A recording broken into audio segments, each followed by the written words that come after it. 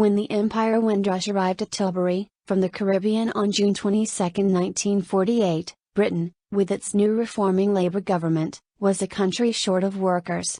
Men and women were needed to rebuild an economy weakened by the war years, especially in those sectors crucial to the Reconstruction program.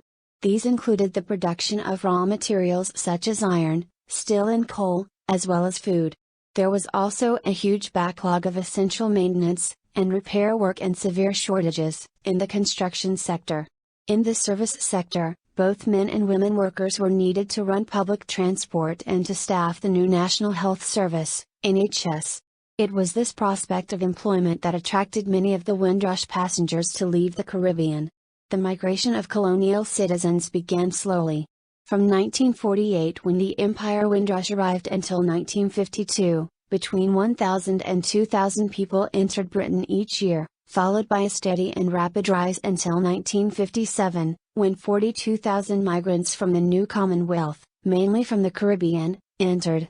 The numbers declined, by almost a half in the two succeeding years, but by 1960 had increased again to 58,000, and then in 1961, more than doubled, in anticipation of the 1962 Commonwealth Immigrants Act that would restrict opportunities for entry.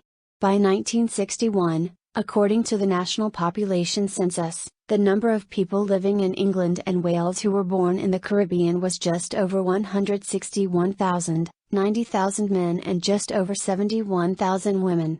The ship carried 1,027 passengers and 2 stowaways on a voyage from Jamaica to London in 1948. Of these, more than 800 passengers gave their last country of residence as somewhere in the Caribbean.